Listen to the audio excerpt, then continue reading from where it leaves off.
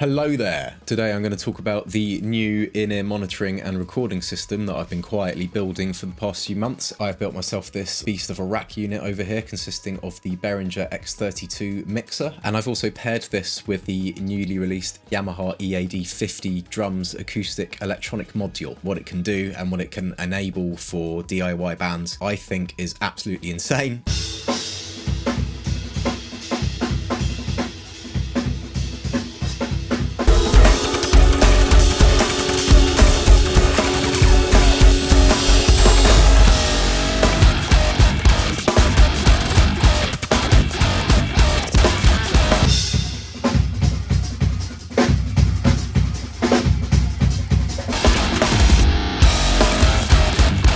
So these two units in combination have been absolutely game-changing for me personally as an independent musician, as a producer, and also being part of a live band. I basically now have a mobile recording studio that I can pick up and move around and load into the back of a small car. That enables me to record a typical band setup of, let's say, maybe drummer, bassist, a guitarist or two, maybe a keys player and a vocalist, and to deliver those musicians independent, controllable headphone mixes for their in-ear monitoring. And essentially, afterwards, when you're all done, you can just hit export and you've basically already got a mixed album sound, and it requires very minimal mixing or tweaking after the fact, which is nuts.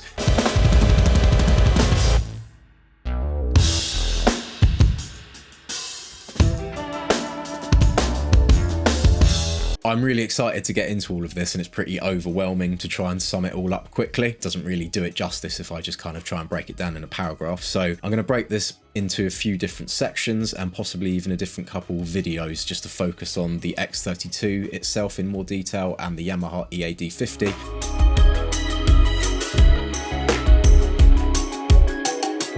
So why would you build a rig like this in the first place? Well, just to give a little bit of a background context to my use case and just some of my background if you're new to the channel. So my name's Josh and I'm a musician and a producer from the UK, but I'm also a mix engineer, and for the last couple of years I've also been getting a lot of experience with live sound. So the X32 mixer is something I've been working quite a lot with, and that's why I've decided to get myself the rack version of it, because I'm just quite used to the workflow now. I'm maybe best known for my alias Luo. It's my alias for my electronic music that I produce, but it's also a live band, and over the years it's had different lineups and various different members. For the last few years we've been a two-piece consisting of myself and my good pal Mole James Glazier on drums, and essentially we're kind of like a live electronic IDM band that combines electronic music production and stuff like glitchy beats and detailed sound design based arrangements that we play to live with real drums, and I play guitar and synths, I'm triggering samples, we play to backing tracks and click tracks and all of that kind of thing, and there's a lot going on. Obviously we would need pretty decent in-ear mixes to be able to monitor everything well and have a good sound live. You might have seen some of my previous videos that go into things like basic in-ear monitoring setups for your bands, being able to give click tracks to a few different people on a budget, and ways that I've been recording drums for my projects just using like a kind of shitty, cheap, second-hand old electronic kit hooked up to something like Addictive 2, which you can get amazing drum sounds out of, but on a comparatively cheap piece of hardware, right? So you're getting kind of professional sounding results, but at home. So up until now, and the entire time I've been doing Luo as a producer and as a live act, I've always run everything, like my Ableton set and the click tracks in the in-ear monitoring, just using a little Focusrite Scarlett 4-in and 4-out USB audio interface, which is a really common typical interface that you see in home studios. And for many years we kind of blagged doing quite cool setups or kind of achieving things like in-ear monitoring just using simple tech like that. And I do want to stress that I feel like I've done some pretty cool gigs and had some pretty amazing experiences with our sound rig coming out of an interface like that. We've kind of got to a point where I think I needed to upgrade the system, and we really needed to upgrade our in-ear monitoring situation particularly. But also it's going to be for recording albums and recording our own albums without having to hire out a recording studio, or for example like live band session videos, like the AudioTree-style kind of thing. That's something that I've done for this channel before with my Cactuar Collective videos, but the cost of hiring out a recording studio repeatedly to do that is not something I can kind of make sustainable. So for several years now, I've been trying to figure out a solution or a way to make it sustainable so that I can make more videos like that. For our band, the drums in particular are a really important component, and for the last couple of releases that we've done, and also the Thrice remix, which was crazy for me, I'll probably talk about that in a separate video. I've been using the E-Kit method of recording here, hooked up to Addictive drums too. It kind of works for like a home recording context, but I think it can't really replace going into a real room with a real drum kit and kind of doing things acoustically. And it's also, you know, I think for like a live gig thing, I think if you turn up to a gig with a Roland TD3, people are going to be sort of looking at you like, for us, it's important to be able to do it on a real kit, right, and record that. So basically what I've said before in my previous video, where I'm not really sure if this could ever fully replace recording real drums in a studio, you know, that's always going to be different, isn't it? Let's face it. I mean, can it ever be as good as actually going into a real room and recording a real kit with really nicely built drums with a whole load of really nice expensive mics and outboard and an engineer who knows what they're doing? Probably not. I think I found the hybrid solution to that with this system.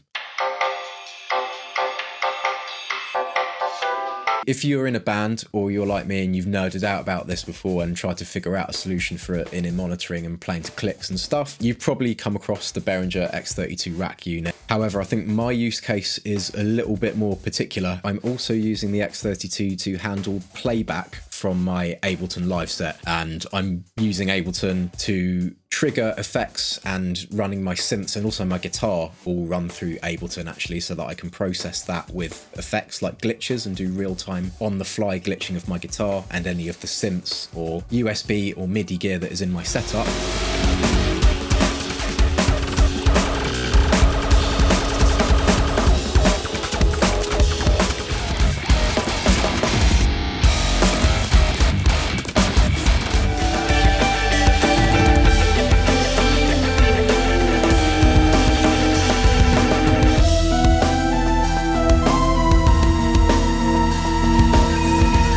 Also recording everything that we're doing. So in Ableton, as well as it being for playback and for playing my synths and effects, it's also the recording session. So at the bottom of my project, I've got a bunch of record channels allowing me to record the whole band, as well as my Ableton rig and all the fun stuff that's going on there, all simultaneously live, which to me is really exciting. Back when we were using the Scarlett to do this, whilst I was able to record my guitar and everything in my Ableton setup, like the USB key sounds and stuff, basically we weren't able to record the drums at the same time, which has always been a bit of a problem. Previously, the way that we used to make this work was that I would have my guitar coming in on input 1, then input 2 on the front. So we used to plug a SM57 into that, it's kind of roughly pointed at our drummer, so that he could just get a little bit of something of his kit in his ears. I could record that, but just using one mic for the kind of full kit sound that we need, just not really doable just with that one by itself. So it was really only as like a rough in-ear monitoring solution. Then on the back you do have 2 additional line inputs, and I was using one of those for my little pocket piano synth, and then I basically had a spare channel. So obviously for a live interface setup, you're just really limited in terms of how many instruments or things you can physically connect to this. And then in terms of like the live sound and the in-ear monitoring setup that we were doing, basically everything coming out of my Ableton set that you'd heard so far, so that includes my guitar, any key sounds I was playing and the backing tracks, were all just coming out of the stereo 1 and 2 outputs and then going to the front of house or a pair of PA speakers. I was able to make that work for a bit by just making sure that my levels in Ableton were pre-balanced well. And because I've got a home studio set up and some pretty good monitors, I can get a pretty good idea of what a balanced mix sounds like here before I send it out or play it live. Because everything is just coming out of those line outputs, that means a front of house engineer wouldn't have been able to turn my guitar up or down. I would have had to do that my end. You can kind of make that work for a while, but it's just not a very professional way of doing things live, or it's just not as flexible for the live sound engineer. So again, having more outputs would kind of give us that flexibility. Then the remaining 3 and 4 outputs on this thing we were using for our in-ear headphone mixes. And again, that was just really rudimentary and just kind of a rough and ready solution. We had very limited unlimited control over our headphone mixes with this, and there also wasn't really much room for expansion. We're mainly a two-piece most of the time, but occasionally we expand the band setup with guest musicians, or we might have like a bassist or a keys player join us, and they might need to jump on the click as well sometimes. And basically using this for a while, it started to create situations where my drummer was struggling to hear his click, and essentially I was kind of acting like a really rough monitor mix engineer for him, but at the same time was trying to perform and play guitar and do other stuff in my setup as well, which just started to become pretty cumbersome and a bit impractical. We both needed a bit more control over what we were hearing in our in-ears, both for live gig situations but also for recording, which is mainly what I'm showing you in this video. So basically the X32 solving two problems for us. One, it's giving us enough inputs to actually record our whole two-piece setup live at the same time. For our rig at the moment, I'm only using 8 out of the 16 total available physical inputs. That's also partly thanks to the Yamaha EAD-50 that we're able to get a pretty great drum sound with fewer channels. So that means we've still easily got room for, say, a bassist or a stereo keys or two, or perhaps another guitar player or a vocalist. Basically more instruments can connect to this rig so we can expand it and do bigger band setups. Like those Captoir Collective sessions that I keep mentioning that you should definitely go and watch when you finish watching this one.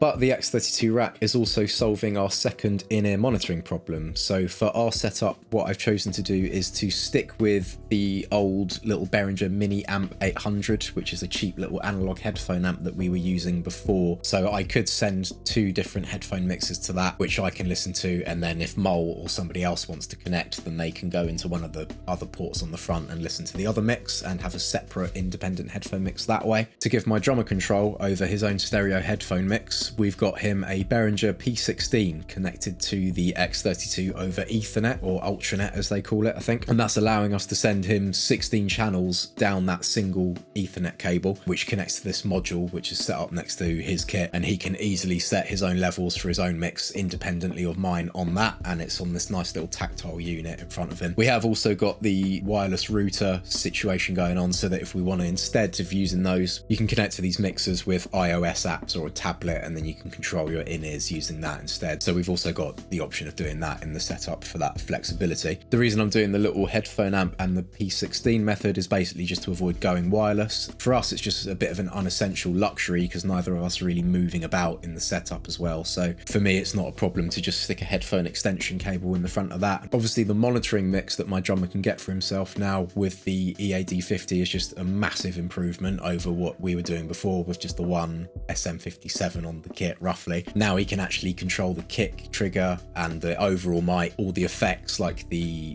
reverb and compression and stuff. So he can basically just set his perfect in-ear mix for himself. So I'm routing all of the channels that are coming out of the EAD50 into the P16 so that the monitoring for everything in our setup is just all on there and it's easily viewable and accessible from this one unit. So that's basically the point of what this is doing and why I've chosen to go for this particular configuration.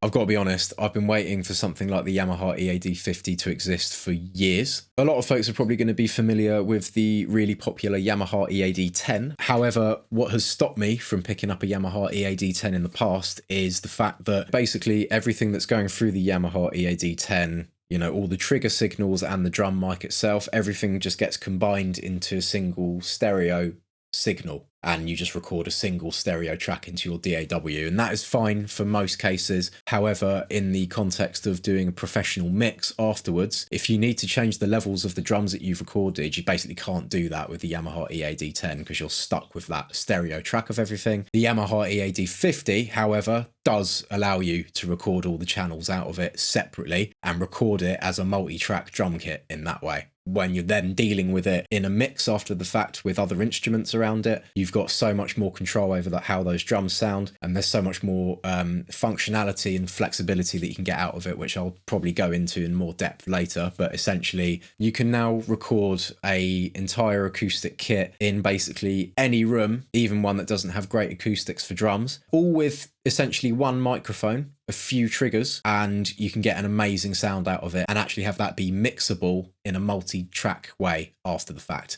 which to me is absolutely game changing. I'm using the included stereo mic with the Yamaha EAD-50. I think it's called the Yamaha DSU-50, that basically picks up the whole kit. So you can think of it like your stereo pair of overheads, but in one mic and just one module. A little bit easier than setting up two mics on two stands and needing two stands. But also on that mic, there's a trigger out for the kick. And then what I've done is added a set of triggers to the snare, rack tom one and a floor tom. So essentially I'm recording the drums with 6 channels. Also, you can plug in additional mics to the EAD-50, and just to give the snare a little bit more presence, I've got an under snare SM57 on that, which also comes into the Yamaha EAD-50, and that ends up coming out of, I could route that out separately, but at the moment I'm doing it just through with everything on the stereo crotch mount mic. And basically that lets me route all the drums out as separate channels into the X32 mixer. But in addition to that, I'm also recording MIDI out from the EAD-50 module. So what I can do with that is later in the mix process, if I don't like the trigger sounds on the Yamaha EAD-50, for example, if I want to change the snare sound or the tom triggers, I can just remap that MIDI to other sounds of my choosing later, so I can just perfectly customize the drum sound to my liking. But after a lot of home testing with this, I recently took this whole rig into my local practice studio to test it out with my good mate Mole on the drums, and we rehearsed our Luo set with it and recorded some stuff for the first time. And we also played some of the Final Fantasy covers from my Captoir Collective project. Before I show you this, again, I just want to stress that we've set this all up in a practice room, not a recording studio, okay? So whilst you'll see that the room is acoustically treated, they're not isolated. So the thing about these rooms is if you've got a band next door, you're going to get bleed from them. So whilst they're good practice rooms, they're not really set up for recording. However, with this rig, that doesn't matter. I'll just kind of show you a little bit of what this sounded like with my phone mic in the room, and then I'll cut to what we recorded with this system and how that sounds basically and what it's doing, and I hope that'll basically explain it.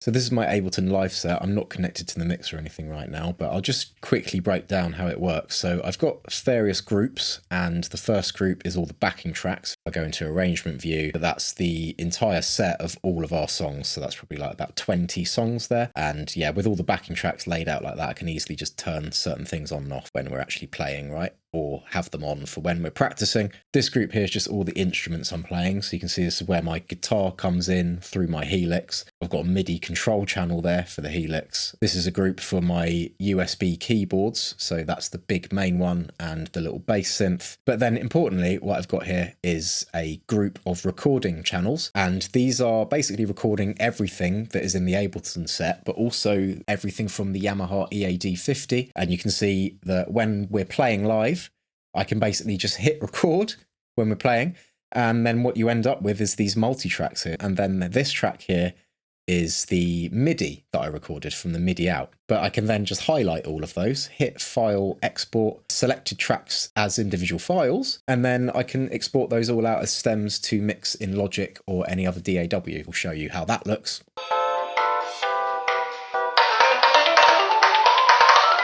Okay, so here I've loaded up the mix session for the live recording that we did there. So this is our live cover of a track from a video game called Final Fantasy VII. So for now, I'll just isolate the EAD-50 mic and give you a play of what that sounds like on its own. So.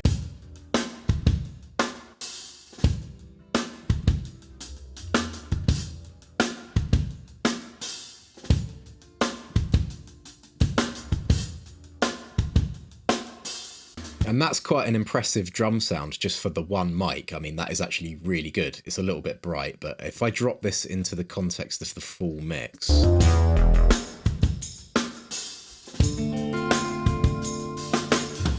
By itself, it's a bit thin and it lacks a little bit in a full mix. I'm not doing a lot to process this after the fact. You can hear in this that there's some reverb on that, and that is actually coming from the EAD itself. So I've accidentally left the reverb effect up on the main mic channel.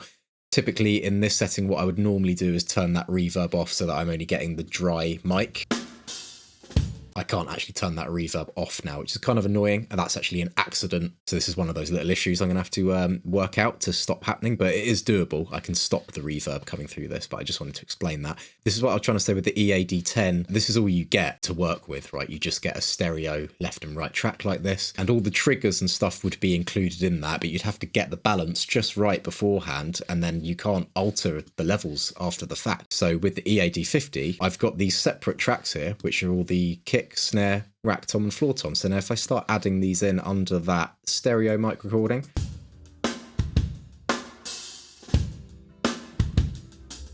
so let's add the kick trigger.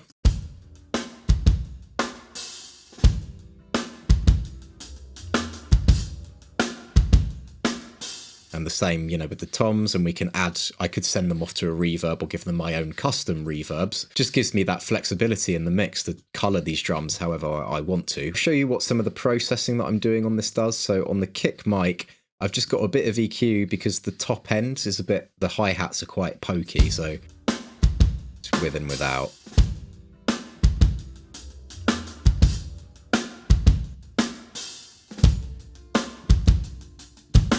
And then on the mic, I've got an additional, a little bit of compression. And then all of these drum mics, I'm bringing onto a group here, which I've got a plugin called True Iron on, which is just a saturator. This is really subtle, what this does.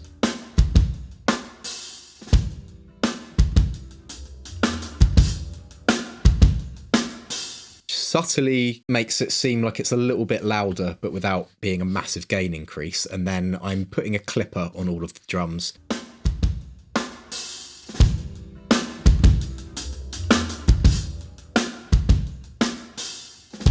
So essentially I'm using that clipper to control the level of all my drums in the mix and give them just that little bit of extra tasty drive. So now if I drop those all into the full mix, I'll get to that top track in a minute.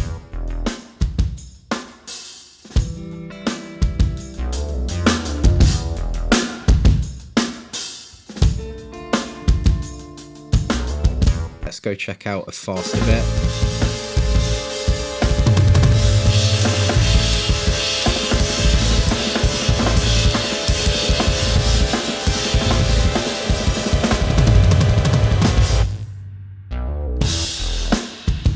That is a pretty great kit sound, but just to take this that next level further just a little bit. This is the track that I recorded, that MIDI out track that I was talking about. And I've got this connected to Addictive drums instead of using the trigger sounds from the Yamaha EAD50. With this method, I'm now able to hybridize the Addictive drums 2 workflow with recording an acoustic kit.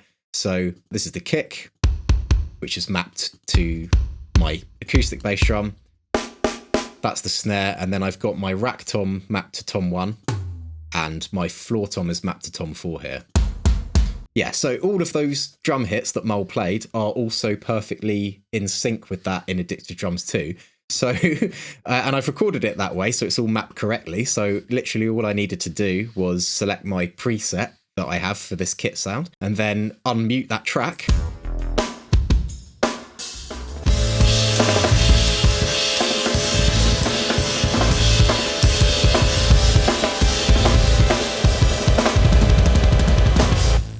At this point, I can literally just highlight that and export it, and that's my drum mix. I mean, it took me minutes to sort that out. And the other thing is, of course, if I don't like the sounds that I've selected, I can just change it. So